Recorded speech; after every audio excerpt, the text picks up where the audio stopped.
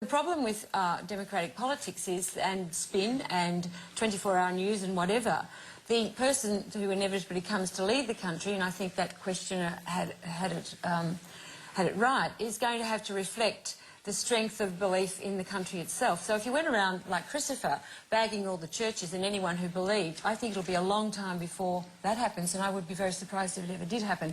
You could be an atheist, but I don't think you'd go around telling everyone that you thought everyone that was a believer was an idiot. Sally Warhope. I think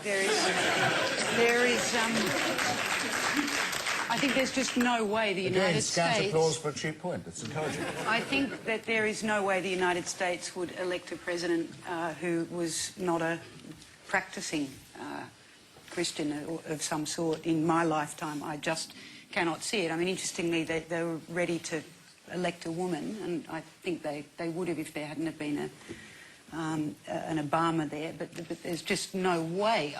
In fact, I think that's probably going backwards in American culture at the moment. Australia, I don't think people could care less.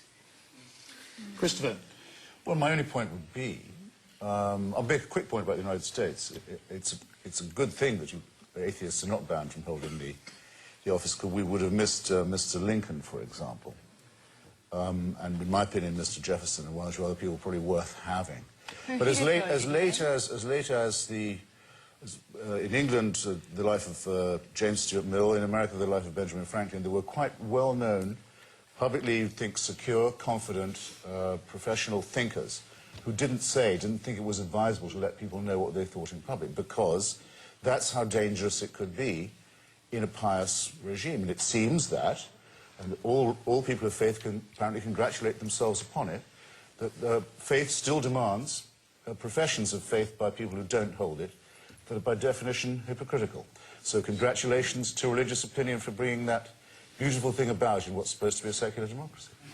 OK, no doubt we're going to come back to religious questions shortly, but you're watching Q&A, the unpredictable program where you get to ask the questions. If you'd like to ask a question in person, go to our website, register to join the studio audience. We'll change subjects now for a while. Next question comes from William Mackenzie. Is great talent an excuse for paedophilia? What are the panel's opinions on the Roman Polanski situation in Switzerland and America at the moment? Waleed. Can someone explain to me why... I actually don't understand the argument that he shouldn't be brought before a court. I just don't understand it. I'm happy for someone to convince me. Well, there's an argument in France. He's very talented, so he shouldn't therefore face trial. No, but have you caught up with the news? It's all changed. It's changed today, which was interesting.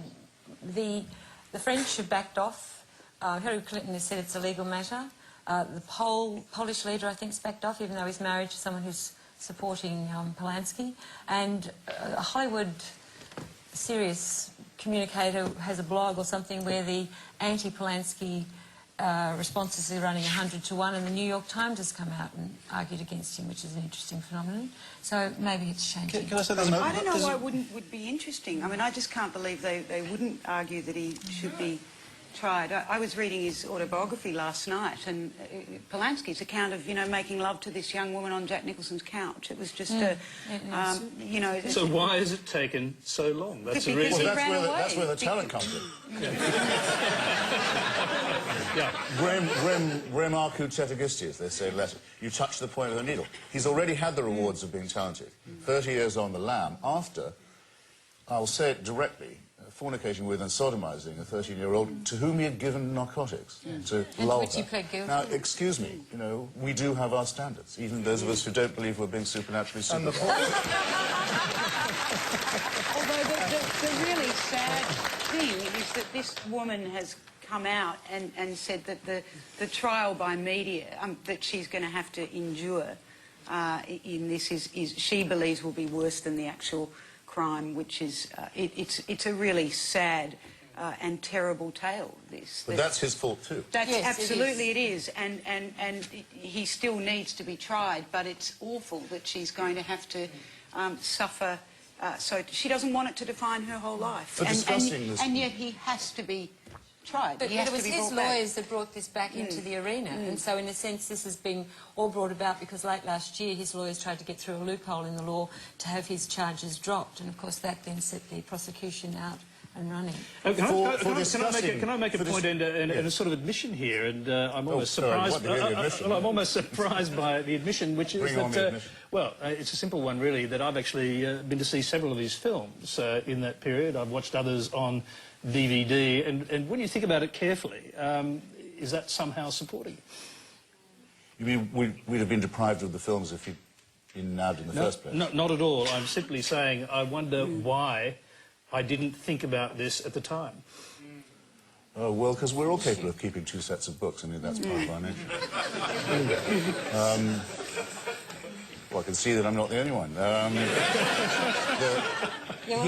Just for discussing this subject, a couple of years ago, my magazine, Vanity Fair, was sued by Mr. Polanski from Paris in London.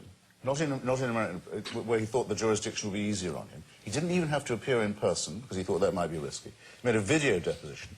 We claimed he had no reputation to defend. He walked away with a lot of our money on a libel judgment, saying this couldn't be discussed. So I would say, screw him. And I would add, screw him for a chain. Frank Brennan. It's his turn. Going back to the question, I mean, what about the 13-year-old girl? I mean, she's saying no. But go back to then, and I mean, to speak of, you know, the talent of the one who is the perpetrator, what about the talent and what's happened to the victim?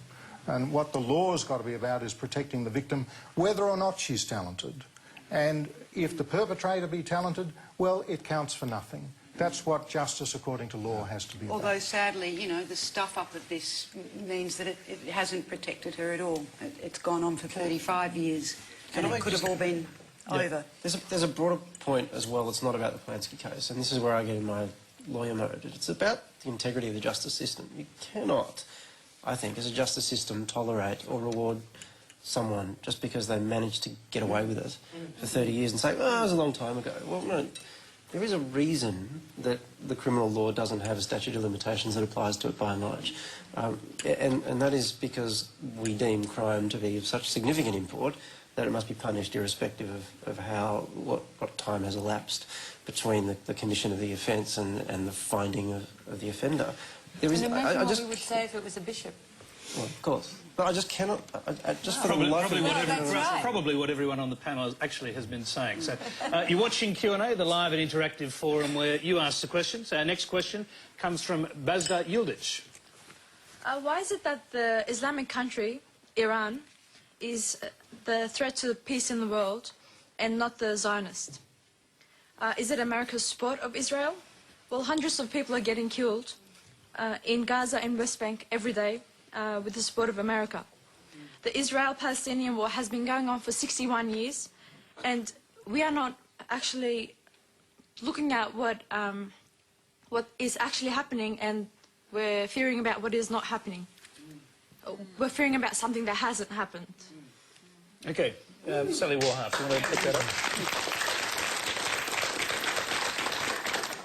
And I might add, by the way, we had a number of questions asking why Iran's nuclear program and not Israel's is the illegal one.